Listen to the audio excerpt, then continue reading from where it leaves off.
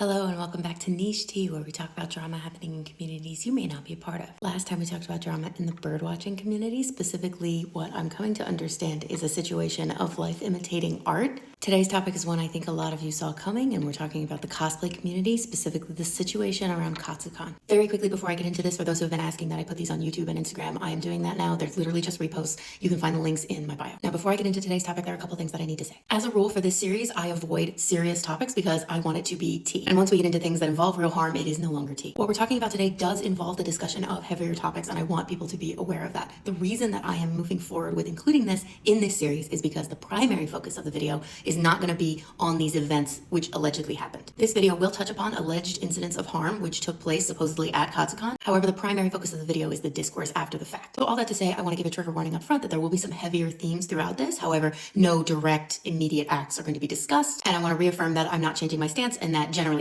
someone being accused of doing XYZ horrible thing is not something that I will be covering in this series as a rule. And finally, this is a very messy situation that involves a lot of different people with a lot of different personal accounts of different things. There's also a lot of question as to what information is accurate and what is not. That is a central part of this discussion. So because of that, I'm not, for the most part, naming people, tagging people, etc. I will say the name of the person who's at the center of this, and that's about it. I will show screenshots as I normally do of anything that's public. I may still censor some of them even. I have information from a whole bunch of different places. Some of them are public, some of them are people who DM'd me directly, etc. And I don't want to be sending hate to any specific parties. So I will just be very clear with you. Did I see something myself? Did I see people talking about this thing? Did someone contact me directly, or did I have a direct conversation with someone about it, etc.? And you can take that information and do with it as you like. I am not a member of the cosplay community. I speak with no level of authority. I am simply telling you what I have seen. And any opinions I express are simply based on what I have seen thus far. For some very quick background, Katsucon is an anime convention that takes place over 3 days, usually over President's Day weekend, in the DC metro area traditionally. Katsucon 2024 was the 16th through the 18th of February. As an anime convention, there was a significant amount of cosplay there. We've talked about cosplay before, but very simply put, it would be the art of dressing up as your favorite character from a movie or show. And it's very common at these conventions for people to dress up as characters from the shows relating to the material at the convention. So Katsucon is an anime convention, so you're gonna have a lot of anime and video game cosplays going on. There are tons of different ways to do cosplay. Most commonly, people just do it casually. They just show up at the convention and wear different outfits for no purpose other than because it is fun. We've discussed competitive cosplay in previous videos, and most anime conventions will have a cosplay contest, and there is even such a thing as professional cosplay, which we'll talk about a little bit more shortly. So,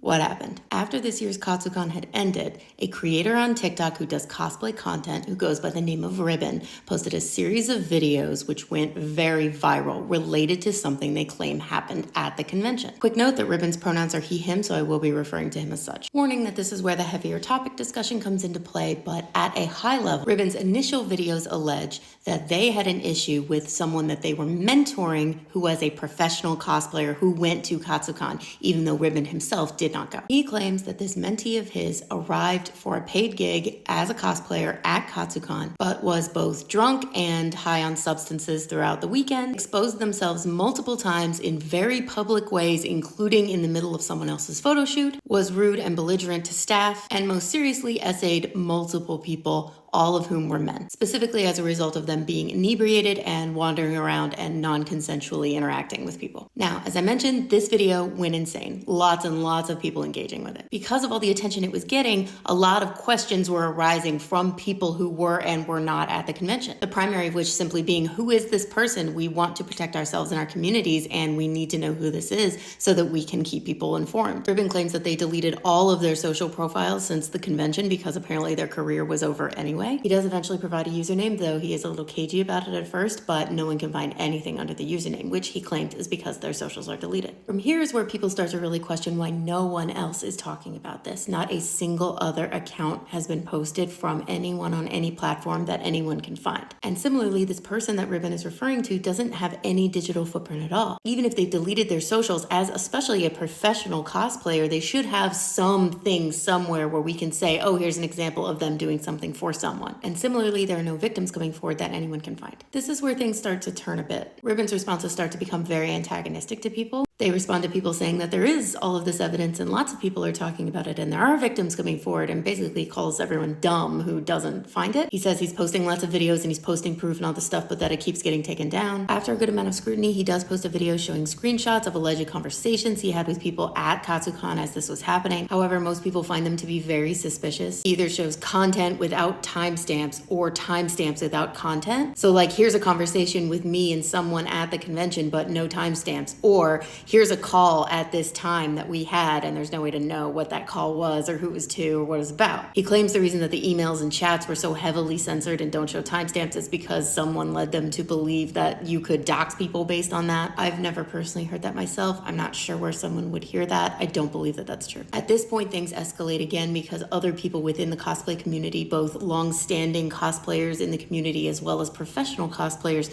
start to make videos about Ribbon specifically. A broad summary of the criticism that I saw in those videos from those cosplayers include that Ribbon is allegedly not well known in the cosplay community despite claiming to be a veteran cosplayer, despite it being a very small community. Ribbon is allegedly a person who falls out with people easily and becomes very vitriolic about it. For this reason, people are allegedly scared to talk about Ribbon and their experiences with him, and are only feeling comfortable doing so now because of all of the conversation around this. There is allegedly no evidence that Ribbon has ever been a professional cosplayer, despite claiming to be one for over 13 years. He did show in a video his pay stubs he claimed to be from professional cosplaying. However, other folks have claimed that that's VA benefits because he is a disabled veteran. He also claims to be a licensed therapist, but doesn't give any information around what that licensing is, so that has been called into question. In the middle of the videos that he's been posting relating to this and responding to people, he's also posted videos specifically about how to get into professional cosplay and his services around being a mentor. This has led the majority of people to believe that he made up or greatly exaggerated whatever this incident was for the express purpose of promoting himself, basically. In response to all of this, he has continued to say that this absolutely happened as described, that there are victims. He says that one victim came forward on Instagram.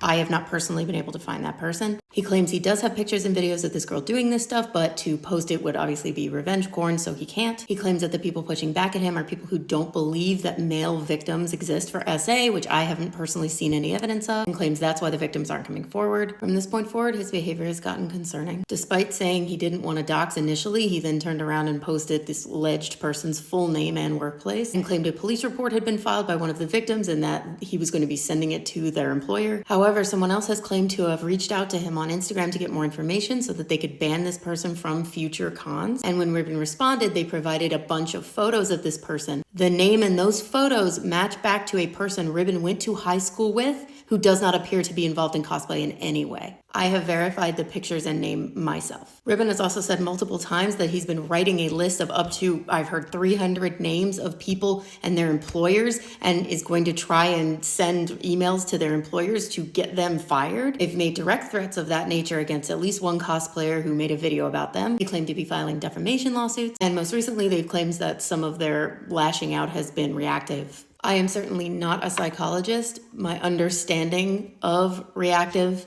is that a necessary condition for that is that you be put into fight or flight, and flight is not an option. So I struggle to understand how that would work in an online capacity. I found one account of a person who does corroborate Ribbon's story, but says they only saw little things. At this point, people who claim to be con staff have said that they didn't hear about this. There still isn't any other account supporting Ribbon's story. Regardless of whether this happened or not, Ribbon's handling of this has been extremely concerning.